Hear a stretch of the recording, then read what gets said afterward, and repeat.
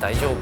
また大統領が新しく作ってくれるっていう兵器を宇宙に配置するっていうか計画は過去にもありました。美しいしかわいそうだし、ね、どうしてこんなこの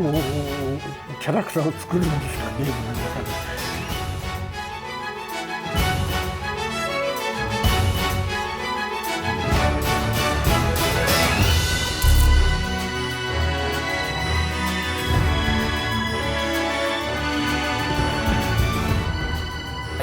早速ですが、今回はアークバードについてお話しさせていただきたいと思います。菅野さん、このアークバードですが、一言で言うとどんな兵器でしょうか。アークバードは一言で申し上げますと、翼の生えた人工衛星という、兵器になります。岡部さんいかがですか。一目で美しいですよね。ありがとうございます。アークバードのゲーム内での設定について教えてください。人工衛星のようにですね、宇宙空間を周回していまして、地上から打ち上げられた弾道ミサイルとかそれらを迎撃したり、潜水艦などから発射されたミサイル、そういったものをですね、破壊するこの兵器の目的になります。アークバードのデザインについてはいかがでしょうか。デザインはスリムなシルエットの超音速機に宇宙空間を横間飛行するスペースシャトルのイメージを合わせました。実際に存在する超音速機の例としては、世界で最も美しい超音速機と言われます XP70 ですとか、あるいは T4 爆撃機などが挙げられます。では岡部さん、まず率直に見た目の印象と気になる点について。アークバードなんですけど、このアークバードのこの主翼公園の、ここのなんでしょうね、操縦翼面みたいなところ、ここってあれですか、天使の翼のイメージかなんかあるんですか。まさしくそうですね。ちょっと今回はより美しく、実際の飛行機の羽にプラスして鳥の形状を与えることでやや優雅でちょっとキャラクター性が強いようなものにできればなと思ってデザインしました。アメリカの X37B とか第二次大戦当時にドイツで考えられた大気圏をこうスキップするゼンガー博士の宇宙機なんかもありましたけど、それに比べるとやっぱり美しい形になりましたよね。しかも人工衛星と言いつつもやっぱり飛行機っぽくて。そうですね、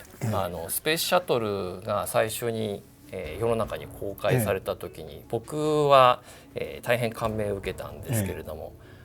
人によっては、宇宙に行くで帰るものなのになんであんな大きな翼がついてる必要があるんだっていうふうに意見される方もいらっしゃいましたけれども、僕はそれが地球上と宇宙空間が地続きであるってことを表してくれているような気がして、その興奮をなんとかこの機体にも与えられないかなと思って翼を強調してデザインしました。でもアークバードはこれは地上には降りてこないんですよね。そうなんですね。あくまでもこう、宇宙と大気圏上層の生き物。そうですね。そこを行き来する乗り物になりますね。アークバード自身は非常に大きな機体で500メートル近くあるんですけれども、じゃあ XP70 は本当はこのぐらいのものですね。10倍くらいの大きさを持っていますね。こちらの機体そのものはどうやって作ったんだっていうふうによく言われるんですけれども、エスコモット5にマスドライバーと呼ばれる電磁力を用いた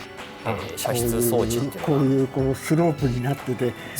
磁力で加速していってこう上昇させる。できればここのところでその第一宇宙速度まで上がればいいっていう、そういうものがあるんですけども、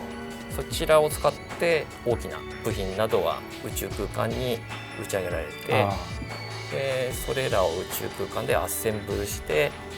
大きな機体を形成していったんじゃないかなっていう、そういった裏の設定はありました。じゃあこのまんまの形でもちろん打ち上げるわけではなくて、そうですね。じゃあ生まれからしてすでに宇宙空間のものである。そうですね。で、マスドライバーっていうと、私ぐらいの年のでそういう SF に接してるといろんなところで聞くんですよね。そうですよね。やっぱりロケットの打ち上げ、確かにあれ炎と煙で派手でいいんですけども、多分エネルギー的にはマスドライバーにした方が利口だろうなっていうのは子供の時から刷り込まれたんですけど、なかなか実現しませんね。そうですね。エスコンバットの世界だとそういった実験的に考えられたものとか構想とかっていうのをなんとかゲームの中で活用して、活躍の場を与えられないかなと思ってよく設定の中心に据えたりしていました。ではこのアークバードの現用兵器としての可能性を後で岡部さんに伺ってみたいのですが、その前にあまり兵器っぽくない見た目とも言えるとは思うんですけれども、これはアークバードの用途が2転3転したという設定だそうですね。宇宙からやってきた小惑星これらを破壊するためにストーンヘンジが作られで宇宙空間にずっと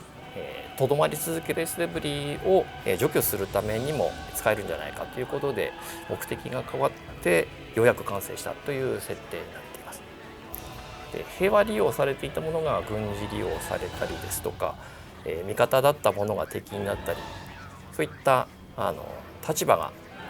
よく変わるということが当初からゲームのシナリオの中で